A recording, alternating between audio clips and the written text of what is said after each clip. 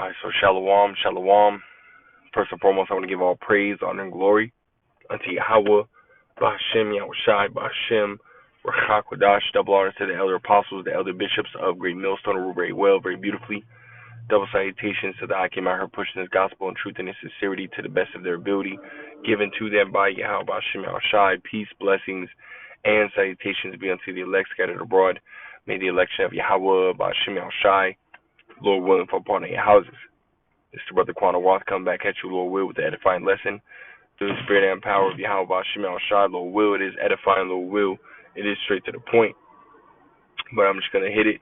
This is First Peter chapter 4 and verse 7. Verse 7. But the end of all things is at hand. Be ye therefore sober and watch under prayer. And that's right, man. Right? So at all times, we should be, watching, paying attention. Right? As Second Esdras, the 9th chapter says, measure thou the time diligently in itself. Right? And in doing so, you will understand, that we are closer, to the end, right, than we realize, man, right? Because there's two major prophecies, right, that are ultimately to take place, right before the most sought after prophecy, right, which is Yahweh Shai's coming, where he will ultimately destroy, America, cast down our world power and authority, as is written in 1 Corinthians the 15th chapter, around the 23rd, 24th verse, right, and as well as deliver the elect, so as the most sought after prophecy. But before that can ultimately come abroad, right, we understand that there's two major prophecies that have to ultimately have to pop off, man, which is Jacob's trouble, right, Jeremiah 30 and 7, Revelations 3 and 10, Daniel 12 and 1, right, as well as World War 3, right, Revelations 11 and 14, Jeremiah 51, Jeremiah 50, Isaiah 34, so on and so forth, right, all throughout the scriptures, So again, for those that are out here, watching, paying attention, right, hey, you will see that these prophecies are speaking loud and clear, letting you know, hey, we're at the end, man, but I just want to grab a couple articles, Lord will, we can get some precepts on the way, man, and then we'll wrap it up. This is on RT News. It says New York City, or NYC, will track carbon footprint of residents' food purchases, right? And hey, we've been hearing a lot about this, carbon footprint tracking and so on and so forth, which, going back to, I think this last Davos summit, it might have been before then, but I'm pretty sure it was this last Davos summit, with the WEF, or World Economic Forum. Klaus Schwab made a statement, that China is basically, a role model, or should be a role model for the rest of the world to follow, right? Which China has already implemented, a social credit score, slash, carbon footprint type of, tracking system. And now, again, we're starting to see it, start to work its way to America, because that's how Esau Edom does it, right? Esau Edom will ultimately, test the waters overseas before he brings it to America, which America, being the elite's cash cow, man, the elites, how do I say that? Yeah, just for lack of, better understanding, man, or better words, America is their cash cow. America is, their place of business, man. America's really just a corporation overall, man. This is a place where the elites do their business, man. But nonetheless, I'm gonna read a little bit of this. It's really not that long, but I'm gonna read a little bit of this just to get the point. The first three paragraphs.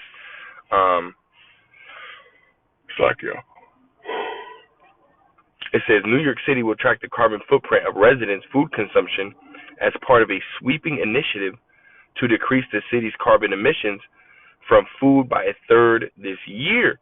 Right? It says Mayor Eric Adams revealed on Monday at an event for the Mayor's Office of Climate and Environmental Justice, which at the end of the day, 2 Corinthians 2 and 11, we're not ignorant of Satan's devices. We understand that, all roads lead to the MO to the TB, right?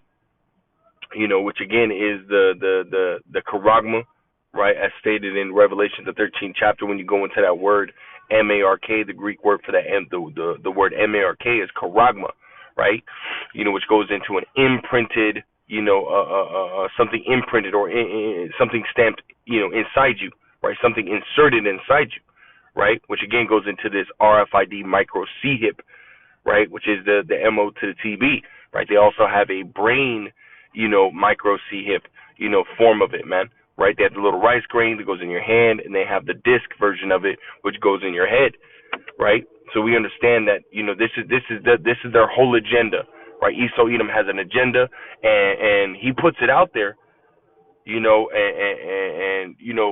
but he puts it out there in code, Esau has been disguising it as this major, climate, disaster that they're ultimately trying to, fix, right? Which again, there is no major climate disaster, right? So again, it's Esau's way of, of coding it, right? But those, that are able to, those that Yahweh Shemel Shah are dealing with are able to see right through this shit, man.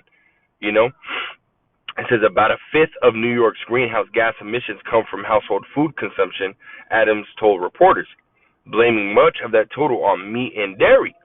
Household food consumption is supposedly the third largest contributor to emission or city emissions totals, trailing only buildings and transportation. Right. So again, they're saying that, because you eating meats, right, you eating dairies, you eating just food in general, right, it produces a, a carbon, obviously when you go, you eat the food, and, it turns into waste in your body gets rid of it, so on and so forth. They're saying that that's the number one cause for this, climate, issue, man, So they're ultimately trying to control, right, how much you people eat, right? It all comes down to, Esau Edom wanting to be in control, right? Let's grab a precept real quick. This is 2 Thessalonians chapter 2 and verse 4, just hitting the point.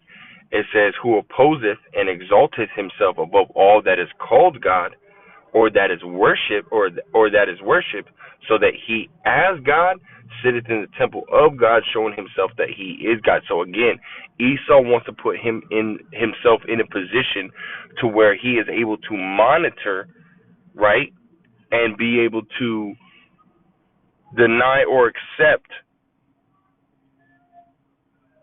whatever, people are doing. He wants to be able to, okay, if he feels that, okay, you ate too much meat this week, right? He wants to be able to make it to where now you can't buy meat, right? You go to your meat markets, you swipe your card, it's just not working. You look at your bank account, it's got money in it, whatever it is, but you're not able to buy meat, right? He wants to be able to literally sanction you, right, when it comes to certain things, if he deems you unworthy, right? Or if he deems you to have done too much, or if he deems you to have gone over your limit, right? This is what Esau Edom is ultimately trying to, establish himself as, right? And we see this in many different movies, right? Many different movies. Esau, puts himself, in that position. And one that always is coming to, always comes to mind is, it's called the God's Eye, right? For those that watch Fast and the Furious, there was one where they were ultimately tracking the actor. His name is Jason Statham, right? He was basically played the so-called bad guy in I think it was Fast 5 or Fast 6.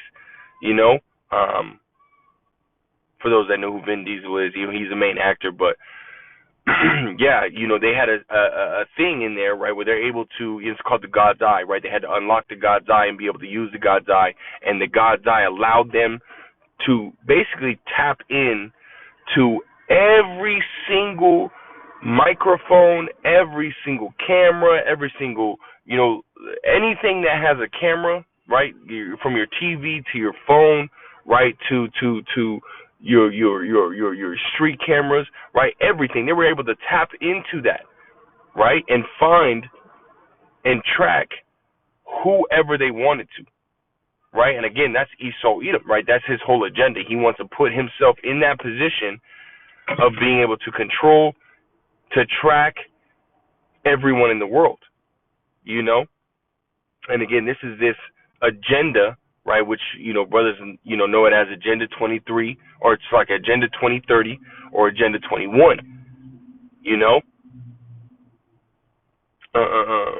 Which Esau is ultimately trying to establish, right? And it kind of goes into that, right? It says the mayor's office of food policy has ordered city agencies to reduce their food consumption by 33% by 2030, right? Again, that Agenda 2030, right? It says, and Adams has asked private corporations to cut their own emissions by 25% by 2030, right? So you're always going to see that word 2030, 2030, or the number 2030, right? Because again, that's the agenda. You can look it up, right? You go and you dig a little deep, right? And you'll understand. It'll show you, right, that this agenda, is basically Esau trying to establish this dystopia, right? Go and look that word up, dystopia, right? It says, insisting New Yorkers' wasteful eating habits cannot continue without imperiling the planet. So there again, how does what you eat, right, affect the planet? Come on now. Like I said, I don't want to read, too much of this. Actually, I'll read these top two right here. It says, it is easy to talk about emissions that are coming from vehicles and how it impacts our carbon footprint, he said, but now we have to talk about beef. City officials urge New Yorkers to put down the burgers and pick up vegetables and beans. And I was watching the brother Bakwar Moth, right? The elder brother from the New York camp. And he ultimately was going in on this article, which is how I ultimately came across the article. I was watching his video, but he made the statement that Esau wants you to turn away from beef and turn to vegetables, turn to fruits, whatever. Like I said, pick up vegetables and beans, right? But he also wants you to pick up bugs, man. Right? We've seen it, time and time again. Esau is ultimately trying to move towards eating, worms and eating just bugs in general, man. That's the nastiness of this damn devil, man. But this is what he wants, man. He wants to control what you eat. He wants to control what you do. Right? He wants to control basically every single thing from the minute you wake up to the minute you go to sleep. He wants to even control your dreams, man. This damn devil wants to control what you think. He wants to control if you blink. And it's so true it rhymed, man. It says a plant-based diet is better for your physical and mental health. I'm living proof of that, but thanks to this new inventory, we're finding out it's better for the planet, right? And as we read, you're gonna find out that again, this is a global agenda, right? This new world order is just as the words a new world order, right? This is a global agenda, right? It says the household consumption carbon footprint tracker will be viewable on the same website as the city's breakdown of its annual greenhouse gas totals, which also includes data on producing consumer goods and using professional services. It says last year, Adams signed New York onto the C40 Good Food Cities program, a global pledge to reduce food waste and incentivize healthier eating habits. Right? Again, that there's the global agenda. Right? It says the program aims to enforce compliance with UN climate goals by nudging populations towards more nutritious meals, mandating a planetary health diet for all residents. Again, this is a global agenda. A global agenda. Esau Edom is trying to ultimately establish, a one world order, a one world government, right? One world currency, which we're seeing, right? We have the CBDCs going out, right? Um, you got banks, right? Branches of banks ultimately shutting down. ATMs are getting removed. Everything is going digital, man. Right? The situations with these banks and their issues again was created, right? To now find a reason, right, to start having this new system be put in place. All these things that we see right here, they're all man-made situations, man, which again lead to Esau Edom, bringing about this charagma, bringing about, this MO to the TB, man. And a lot of you people are not watching. A lot of you people are not preparing for what is to come. Right? Jacob's troubles is when Esau, ultimately, finally gets all his ducks in order. Hey, well, what is he gonna do? Right? He's gonna fulfill Revelations 13 and Revelations 12 and 12 and Revelations 13 and 16, man, where he's gonna come down having great wrath and force the masses, right, to ultimately take this charagma, man. Hey, but as the scriptures say, man, Esau's not going to be able to establish his new world order, man. He's not going to be able to. Thus saith the Lord, man. Let's grab this, and this will ultimately segue, right into this next article, right? This is Job chapter 20. I think it's verse 20. Oh, you get to the point, verse 23. It says, when he is about to fill his belly, meaning when he is about to fully establish his NWO, right? When he's fully about to put himself on top and solidify that position, what does it say? The Most High shall cast the fury of his wrath upon him and shall rain it upon him while he is eating, right? So the Lord is ultimately going to stop all that, right? Scriptures say that he disappointed the devices of the crafty, roughly paraphrasing that scripture, man. Right, he disappointed. He makes it to where it has none effect, man. Right? You could try. Esau's gonna be, he's gonna try all he wants, but the Lord is the one that's in control, man. The Lord is the one that's in control, right? Proverbs 21:1, right? The king's heart, the king's mind is in the hand of the Lord, and he turneth it whithersoever he will, man. Right? So the Lord is ultimately putting it into Esau, right, to ultimately do what he's doing right now, right, when dealing with this carbon footprint, dealing with this CBDCs, right? But as scriptures also say, the deceived and the deceiver are his, right? And Esau Edom, right, is being deceived by Yahweh Bashim Shai to believe that he's really going to establish his NWO, right? When that's not so. It's so true, right, man? Can't make it up, man. Right? And the Lord's going to do that by way of stirring up the minds of these nations to come up against America, turn on America, come up against America, and fire off those nuclear missiles, man, and completely destroy this damn devil, man. Right along with Yahweh Shai's coming, man, But I have this other article I do want to get into, because again, the Lord is stirring things up, man. Right, so just as he's having Esau Edom,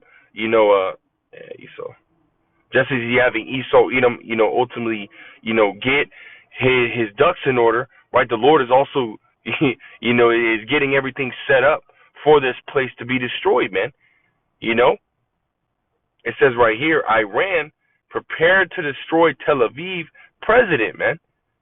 Says the president, of Iran, right? So they're ready for war, man. Right? For those that don't know, right, what's going on, as far as little skirmishes and so on and so forth that's going on between, these different nations. Israel is having a problem with, with Syria, with Iran, and so on and so forth. Well, America's having a problem with them as well, man. Right? Because America ultimately backs Israel, man. Which those people over there in the land of Israel, those are the small hats. Those are Edomites, man. Those are the Amalekites, man. Right? And they're backed by America. So if you have a problem with Israel, you have a problem with America, man. right? And we know, right, Iran does have a problem with America and has had recent problems with America, very recently, man. Which Iran, right, is who? Is an ally of Russia, man. You know, it says Iran prepared to destroy Tel Aviv. Right, it says the latest anti-Israel incentive came amid heightened tensions between the Jewish state and the Islamic Republic. Right, it says Iranian President Ibrahim Raisi warned on Tuesday that any hostile move from Israel will lead to the destruction of Haifa and Tel Aviv. Speaking at an annual military parade, Rossi called on the U.S. and other extra regional forces to leave the Middle East for their own good. So again, not only is the problem with Israel, the problem was with America, man, because these two work in tandem. America and Israel work in tandem. If you have a problem with Israel, you have a problem with America. If you have a problem with America, you have a problem with Israel. Because these are the two. Really, America is the epicenter of wickedness in the earth. But these people over there in Israel, they claim to be the nation of the Lord, right? Hey, but according to Scripture, hey, they're the damn devil, man, right? And a lot of these nations are starting to wake up to who this damn devil is, man, and starting to say, hey, you've been fucking up the earth, you've been doing this, you've been doing that, you're the bully, man. And the Lord is ultimately bringing this place down, man. It says, delivering his remarks as armored vehicles rolled by and fighter jets flew overhead, Rossi marked Iran's annual Army Day by proclaiming the smallest hostile move, right? The smallest hostile move from the Zionist regime in Israel will lead to the destruction of Haifa and Tel Aviv, according to Israel's Tasnim news agency, right? So they're saying, hey, you make even the slightest move, one small move, and your ass is wiped off the face of the earth, man. Because again, Iran is an ally of America. So if America or Israel, right, try to come up against Iran, who do you think is going to have their back, man? Russia, right? Which Russia is in the scriptures is prophesied to be the nation, right, that's going to head the destruction of America, man. Let's grab this real quick. This is Jeremiah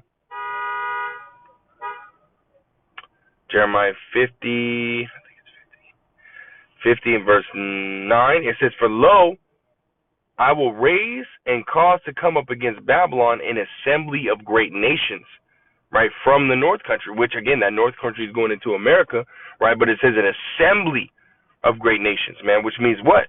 You're going to have Russia's allies, which you can go into Ezekiel, the 38th chapter, right, where it talks about the Persians, the Ethiopians, the Libyans, as far as, Russia's allies, right, which the Persians go into the Iranians, which the scriptures also call them in 2 Ezra 15th chapter, the Carmanians, man, and that, how they're ultimately going to get stirred up, man, and we're starting to see that. We're starting to see these nations being stirred up against America, man. It says what? And they shall set themselves in array against her. From thence she shall be taken. Their arrows shall be as of a mighty expert. None shall return in vain. Right, man? Right. So this is what's ultimately going to happen. And guess what? this problem with Israel, right? That these nations have, is going to be that tipping point, man. Right. Dropping down to Jeremiah 50 and verse 45. Says, therefore hear ye the counsel of the Lord, Yahweh Ba'ashim Yahushai, that he hath taken against Babylon, and his purpose, that he hath purpose against the land of the Chaldeans. And the Lord's purpose against this place is to destroy this place, man. Going over one chapter, Jeremiah 50, dropping down to verse 25, and I'm just going to get verse 25 right now. Jeremiah 51 and verse 25, behold, I am against the old destroying mountain, saith the Lord Yahweh Ba'ashim Yahushai. So the Lord is ultimately against, again, America, man, right? The Lord Yahweh Ba'ashim Yahushai is against America and against the wickedness that America has ultimately pushed in the earth, man. And just like America, Israel is going to receive that destruction too. The difference between the two, America is not going to get built back up, right? Israel is going to get built back up, man. It says, and I will stretch out my hand upon thee and roll thee down from the rocks, and I will make thee a burnt mountain. Again, that's going to happen by way of ICBM nuclear missiles, right? And the Lord is stirring up these nations, right? Having them ultimately, gather up, you know, material to put these, or to create these, these ICBM nuclear missiles for one use, and that use is again to be shot off, right? Mainly to hit America. Again, mainly, right? There are going to be nuclear missiles that are going to hit other places as well, but the majority of those nuclear missiles are going to hit here in America, right? War is being prepared, Joel, the 3rd chapter, right? Starting at the 9th verse, right? But going back, Jeremiah 15, verse 45, I'll start from the top again, right? It says, therefore hear ye the counsel of the Lord Yahweh B'Shem Yahushua that he hath taken against Babylon, and his purpose that he hath purposed against the land of the Chaldeans. Surely the least of the flock shall draw them out. And we know the least of the flock is going into Israel, right? Those Amalekites over there, man, those the wicked motherfuckers over there, they are the least of the flock, and they're the ones that are going to draw out this World War III, man. It says, surely he shall make their habitation desolate with them, man. It says, at the noise of the taking of Babylon, the earth is moved, and the cry is heard among the nations. So again, America, it's like Israel right along with America is ultimately going to be destroyed, man. Again, the difference between the two, Israel is going to be built back up, America's not.